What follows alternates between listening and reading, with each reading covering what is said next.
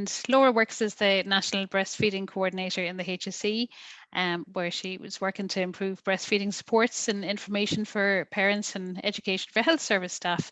So Laura is presenting today on thinking about breastfeeding, steps to reduce your cancer risk. So over to you, Laura.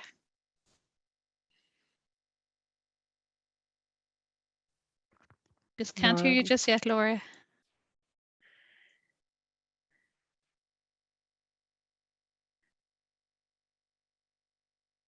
Laura, unfortunately, we cannot hear you. Would you like to unplug your headset? Yep. Oh, we can hear you now. That's wonderful, Laura. Hello, everyone. Good afternoon. I'm just trying to slide up my slides here.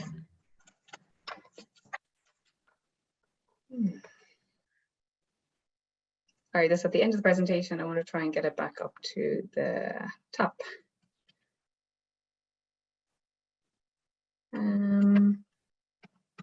Doesn't seem to be working for me.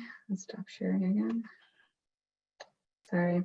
So I am delighted to be, I suppose, asked to speak around the importance of breastfeeding, and in this conversation around steps to reduce cancer, we don't often, I suppose, automatically think about breastfeeding in this way. So it's really nice to, I suppose, have an opportunity to kind of talk about breastfeeding in this context in terms of the protection of the benefits, you know, for mums. We know about 6 in 10 mums try breastfeeding every year, and that number is gradually improving. But how we feed our babies is a really, I suppose, personal and emotive topic in Ireland. So many families have not breastfed themselves in the past, or have experienced the trauma of trying really hard to breastfeed, but for maybe stopping sooner than they would have expected to. And there's a lot of pain associated with that, or maybe around the implications of not doing the best for their baby. And it can sometimes close down conversations. So like that, having an opportunity today to talk about the importance of feeding, you know, is really important. And I suppose it's really important to acknowledge that mothers are not to blame for not meeting their breastfeeding goals. How we feed our babies in Ireland is a real public health issue, and it requires support, action across, you know, government departments, HSE services, community agencies, employers, and wider, you know, and wider society. So, just wanted to talk in terms of this specific piece around breastfeeding and cancer risk. Sorry, my slides just won't go down there.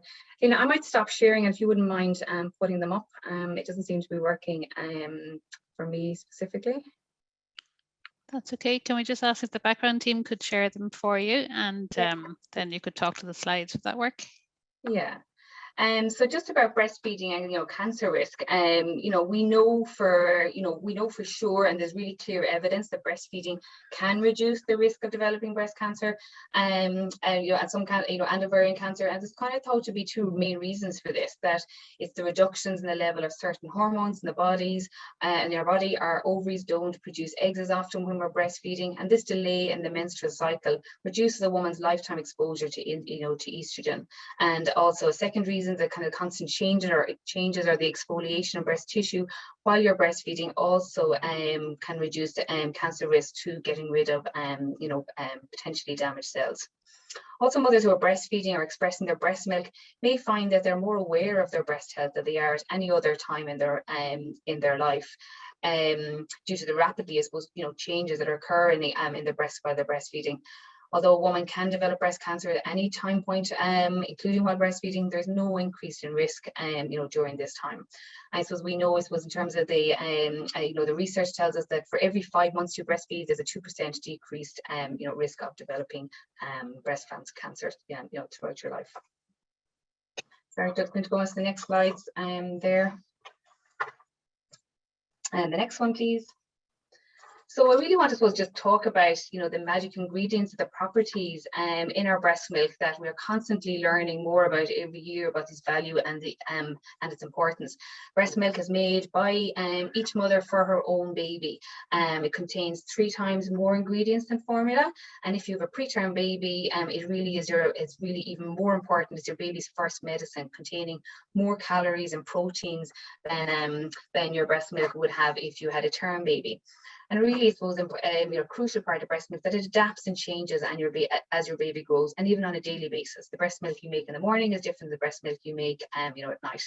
And we all, I suppose, one of the common things we know about breast milk is that it helps fight infections, and it's really got an amount of immunoglobulins, probiotics, and other proteins with anti-inflammatory properties that really help your baby when they're unwell. And the first milk our body produces is colostrum, and this is sometimes called liquid gold because of its importance and its color. It's lots of antioxidants and antibodies which can help keep your baby healthy. It also lines the stomach with good bacteria. It also contains compounds that feed good bacteria and help kill harmful bacteria and viruses. Colostrum's main benefit is to prevent infection. Next slide, please. So the evidence is stronger more than ever around the importance of babies' lifelong health and indeed the mother's health. We know, particularly for babies, it's associated with healthy growth and development. Research tells us it protects babies from being overweight, or obesity, or diabetes later in life, and even studies show us that it can boost intelligence. And we know children who are breastfed typically have less chest and ear infections. But there are many benefits for mothers too. It helps mothers' uterus to shrink in size and to return to its pre-pregnancy shape. We've spoken about the protection against some cancers. It also helps with bonding, with your baby and developing a close relationship with your baby. And due to the hormonal changes, it helps delay a new pregnancy. Also, I suppose breast milk, it's ready when you need it. It's ready, available. It's at the right temperature. There's no need for sterilization. So the kind of convenience and also the cost associated, is less than formula. That's really important. So the next part of this, I suppose, I really wanted to kind of talk about that. If you are thinking about, feeding, and if you are pregnant, there are some, tips out there, and there is, kind of some advice around kind of, what to do if you are pregnant and you're thinking about feeding. I suppose, and the first kind of take home is that try to learn as much as you can about feeding. When you're pregnant, really, I suppose, being prepared around what to expect and what's normal in those early stages. Like having a new baby is overwhelming, anyway, and then you're trying to learn new skills. So kind of, being as kind of prepared as you can in terms of gathering in the information, going to education classes, talking to other mothers, and really importantly, to discuss any issues and concerns you have with your midwife, your GP, and your practice nurse, your public health nurse throughout your antenatal visits. Another key important thing is that, like most hospitals, have breastfeeding preparation classes. These are really, really practical, classes to attend.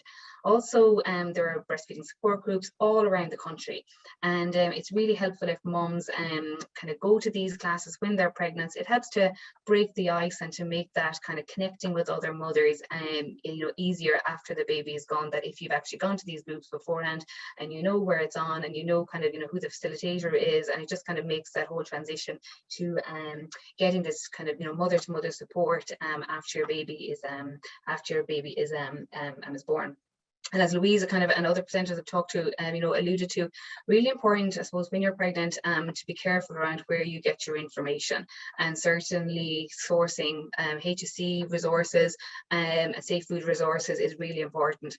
I suppose more so than ever in terms of feeding, there are kind of there's lots of opportunities for industry funded information, and research tells us that parents' behaviours and choices around infant feeding are directly related to some advertising practices from the formula industry, and our international and national laws around kind of advertising on social media, TV, radio, influencers are looser than those of us in the health service would like, and it can influence people's decision around feeding. So just caution, I suppose, in terms of where you're getting your information from. The next slide, please. So also, sorry, just in terms of support, I'll raise in this level either as well. But this is a really busy slide, but I suppose the take home here is that there is support out there that if you are thinking about breastfeeding or you've just had a new baby, it's all, it can all be very overwhelming, but just, to kind of re-emphasize there are supports out there, and don't hesitate to, to contact them. All the details of the HSE and the voluntary supports are all available on mychild.ie. Your midwife and your lactation consultant consultant, in the hospital are key contact people. So in the first few days, in terms of helping you to get your breastfeeding off to a good start, your midwife is your first person that's really going to support you in those early days. All hospitals have a lactation consultant, or most of them, that you're able to see them if you have any issues with feeding, or they will see you, maybe afterwards as a follow-up, or they maybe run feeding clinics for you to be able to get help and support if you're having a specific challenge around feeding. We have fantastic volunteers who are really committed, educated and passionate around infant feeding in the country, and they are run by Lalesh League, Friends of Breastfeeding and McHugh, and these have been the backbone of supporting mothers, particularly throughout COVID when a lot of face-to-face supports were cancelled. That this support has moved virtual, online groups, WhatsApp groups, one-to-one phone calls, and visits where possible. Also really important, I suppose, the HSE employs a number of international board certified lactation consultants, but also there's a private services available, and you can find a lactation consultant in your area by visiting the Alki Ireland website. Our GPs and our pharmacists are also very key, support people in terms of providing expert advice, around kind of challenges around feeding, particularly around medications as well. And so the next slide, I just kind of wanted to highlight some of the visuals around some of the information that we would promote in the HSE, the parents, I suppose, kind of read and kind of really take on board in terms of making their decisions around feeding their baby. So every mum who's going through the antenatal services all around the country, in every hospital, you will be given a copy of the free My Pregnancy book, and this provides all the tips and advice about what to expect during pregnancy and in the early weeks and birth, and preparing for feeding, and all of your options with feeding are discussed in the My Pregnancy book. My Child 0 to 2 and My Child 2 to 5 are resources that are provided by our public health nursing services, and that, I suppose, gives again all the expert information on what to do for caring for your baby in those early days. And there's a lot of feeding information, particularly in the 0 to 2 books. Also kind of important to kind of recognize in terms of our healthy eating guidelines for 1 to 4, that as we know, breastfeeding is recommended for as long as mothers wish, exclusively up to 6 months, and then up to 2 years and beyond. And really important to kind of acknowledge that breast milk is a core key food group in these 1 to 4 guidelines.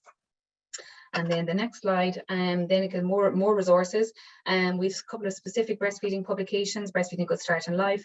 And then if you have a preterm or a sick baby, there's kind of extra advice and support that these new parents need, and there's quite detailed information there to support you to feed your baby when you're separated from your baby.